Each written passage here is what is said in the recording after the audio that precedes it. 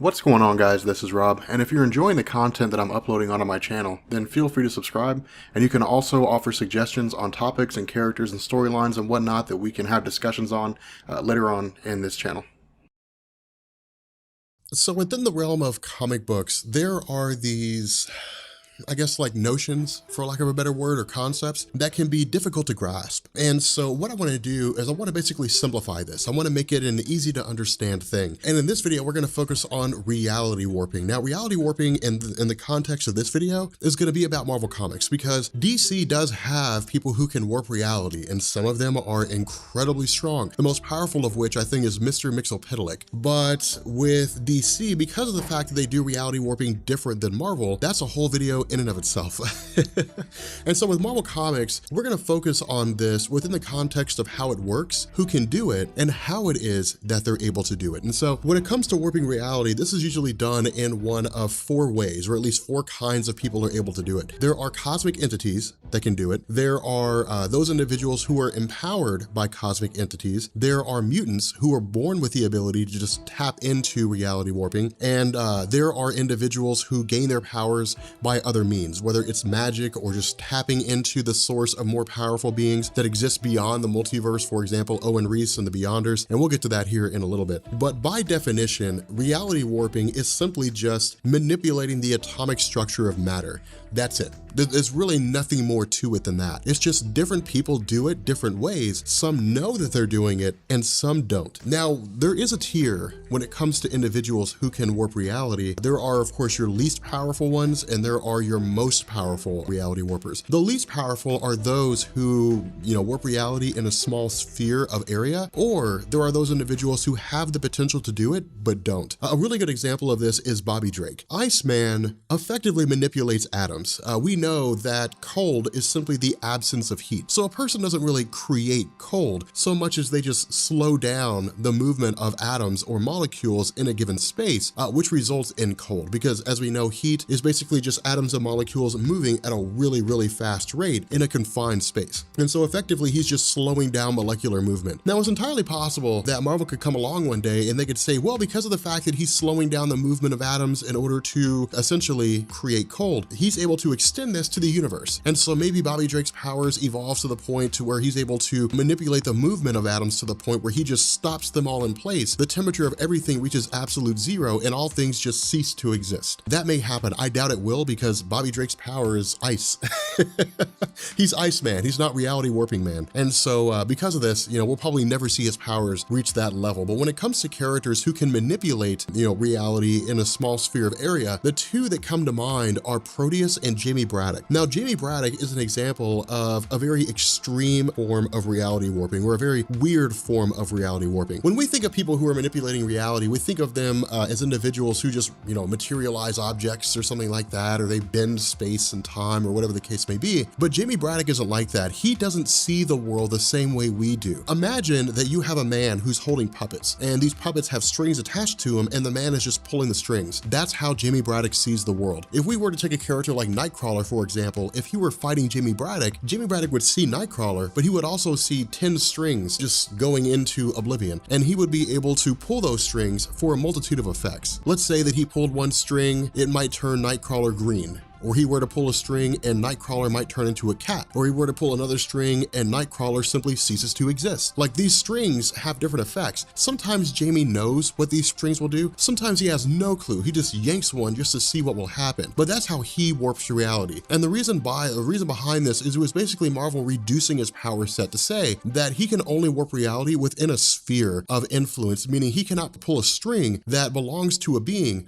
on the other side of the planet. It doesn't work that way. He has to be within their immediate vicinity in order to influence, them with regards to reality. Again, this is a very weird situation. It's a very unique form, but he can still influence the space around him. So he can turn a house into a barn or something like that by pulling on a string. Now, when it comes to the character of Proteus, he's much the same way in terms of having a sphere of influence, but the difference here is that he's basically tapping into atoms. He is your traditional reality warping character in the sense that he taps into the movement of atoms, he taps into how they exist, he can transmogrify one thing thing into something else. He can turn people into other objects. He can, disintegrate them. He can turn solids into liquids, liquids into solids, the whole 9 yards. He's capable of doing that, but it's only within a very small area. So he's powerful. He's Omega level simply because of the fact that he can warp reality, but he's not on the same level as some of the higher level reality warping characters. And this leads us into the top tier because there really is no middle ground here. There's not those individuals who are relatively powerful in terms of reality warping. It's either you're at the low tier or you're at the top tier. There really is no in between here. When we get to the top tier, we start getting into characters like Franklin Richards. Now, Franklin Richards is like the go-to source for reality warping characters. That's what most people think of. When they think of someone who can manipulate reality in Marvel Comics, Franklin Richards is the first person to come to mind. But the child version of Franklin is a character that just doesn't know what he's capable of. It's really just the fact that his imagination runs wild, which is one of the reasons why he had mental blocks put in place, because no one knew what would happen. They wouldn't know if Franklin would have a bad dream and suddenly just zip the universe out of existence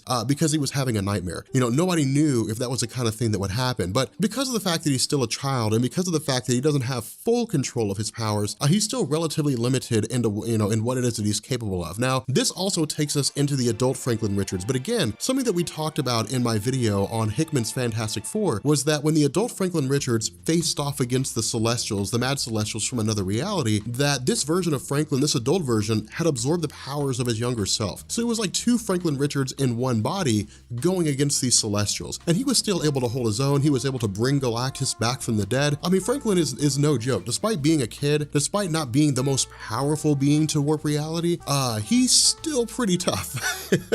He could still easily take out any number of beings in Marvel Comics. I mean, he's on the same level as Celestials. And this is why I say this is when we start moving into the realm of the most powerful beings, and we start getting into characters who use magic, because this is kind of like the next tier. Those individuals who use magic. We have Scarlet Witch. Now, a lot of these characters exist at the height of their powers. That's what we're going to be referencing here, when they were at their strongest. Scarlet Witch, at her most powerful, was during the House of M.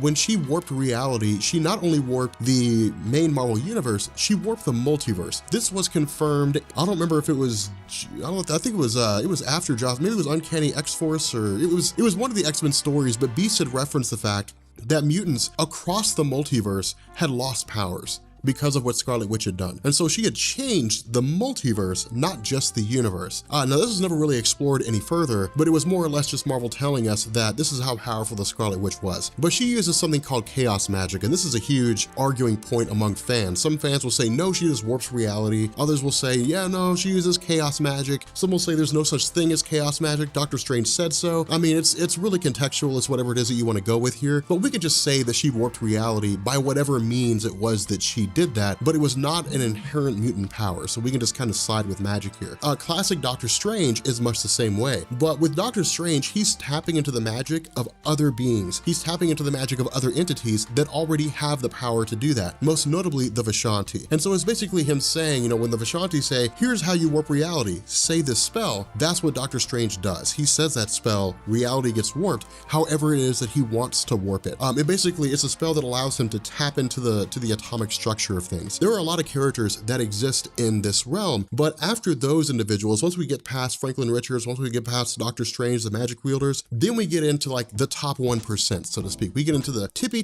top tier characters. This is when we get into like Matthew Malloy. This is when we get into individuals who can resurrect people from the dead, as opposed to, entities or something like that. Because one thing to keep in mind is that when it comes to cosmic entities, they're part and parcel to the universe. And so when Galactus dies, he basically just becomes part of the universe. He doesn't go to like an afterlife. It's not like Franklin Richards went to the realm of Mistress Death and brought Galactus back. He was just part of the universe. And so all Franklin really had to do was reconstitute his essence from the universe itself, and then Galactus was back from the dead. But with regards to the idea of the very top tier characters, these are individuals who are usually given their powers directly by cosmic entities, or their power is of just such a scale that they tapped into the energy of beings that exist beyond the Marvel universe. A really good example of this is Molecule Man Owen Reese. Molecule Man had basically tapped into the energy of the Beyonders who existed beyond the Marvel multiverse. They were wildly powerful beings. They were instrumental in the collapse of the multiverse going into Secret Wars, as it was written by Jonathan Hickman. But the idea here was that Owen Reese is the quintessential example of reality warping. Owen Reese, if you were to imagine that atoms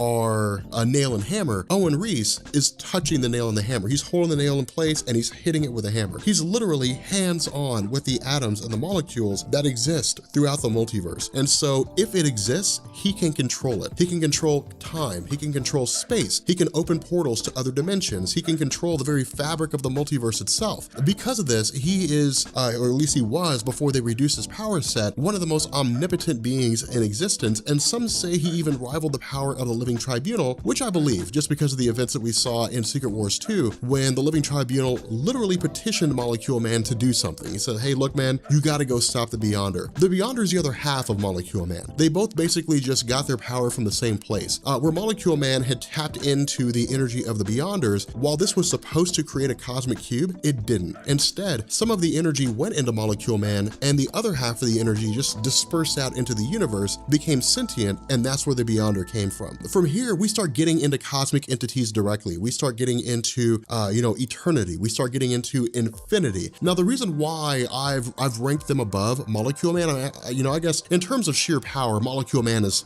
way above them. But the reason why I left them for last here is because of the fact that they are part and parcel to the universe itself. And so for eternity to manipulate reality would be like you moving your fingers or your arm. You're just moving a part of who you are. You're simply just adjusting a part of who you are. That's what eternity does. If eternity decides to phase, a planet out of existence, it's really like cutting off a fingernail. I mean, I guess not cutting off a whole fingernail, that would suck, but like, clipping a fingernail or something like that, it's just removing part of oneself. The reason why I also wanted to include Galactus in this is because within Marvel Comics, when it comes to matter, when it comes to things that exist, they take a very scientific approach in the sense that here in the real world, whenever matter disperses, it has to go somewhere. Whether it becomes part of the universe itself, energy doesn't simply just cease to exist. And so with characters like Galactus, when he manipulates reality by reconstituting a planet, he's not really fabricating the planet out of nowhere. If the planet was destroyed and the planet had been wiped out in its entirety, let's say maybe it exploded, all he's doing is he's taking the various, fragments of asteroids that exist out there from what the planet used to be, and he's taking the cosmic dust that used to make up this planet, and he's just reconfining them. And so it's like you, taking a glass, taking a cup, throwing it on the ground and smashing it, and then going back and reassembling it with all the different pieces that's scattered all over the place. That's basically what's happening when Galactus is reconstituting a planet. It's not really fabricating an object out of nowhere, it's literally just tapping into the molecules and the atoms that compose that planet and just bringing them all back together again. Now again, from here, we start getting into multiversal beings. I mean, this is where we get into like Mad Jim Jaspers, this is where we get into the Living Tribunal, and this is where we get into the One Above All. Now, the reason why I say Mad Jim Jaspers is probably the most powerful of the traditional humans who can warp reality is because he had what was called the Jasper's Warp. And the best way to think about this is the Jasper's Warp is tantamount to you jumping into a swimming pool, doing a cannonball. If you notice, when that happens, water just ripples out in every different direction. That's what the Jasper's Warp did. It was Mad Jim Jaspers initiating the warp, which had a chain reaction of just warping reality from his point on Earth all the way out into the universe and even into the multiverse. And in fact, his power was so extreme, the only way he could be defeated was to wipe his universe out of existence. That was the only way to defeat him, was to simply just annihilate him in his entirety and the entirety of the universe. That was the only way to beat him. So that's why I say he was one of the most powerful characters, or the most powerful traditional reality warper, because there's never been an instance where that happened before. Now, getting into the Living Tribunal and the One Above All, they're pretty self-explanatory. The Living Tribunal is basically the judge, for the One Above All. The Living Tribunal decides what realities get to exist, what don't. He can just wipe universes out with a whim. It's just part of his power. Again, he just taps into this. And the One Above All is effectively the creator of all existence. So I hope that simplified things pretty well. The video went a little bit longer than I thought it would. I was kind of hoping it wouldn't be this lengthy, but in any event, that's reality warping in Marvel Comics. I know there's a few characters that I left out here and there, but there's a lot of reality warpers, so it really wasn't an issue of going through every single character who can warp reality, so much as it was giving you an understanding of how the concept works. But yeah, so, I'm sorry, also the Reality Stone for the Infinity Gauntlet. All this does is allow its wielder to tap into the atoms and molecules of things that are in existence to warp them in any form or fashion that they see fit. So that's basically what that does. But anyway, guys, we're gonna go ahead and bring this to an end. If you guys are new here to Comics Explained, hit the subscribe button to become part of the Rob Corps. If you guys enjoyed this video, drop a like, and let me know down in the comments section what other topics do you find to be somewhat difficult to grasp that you'd like to see me make a video about with this theme. And I will catch you guys later. Peace.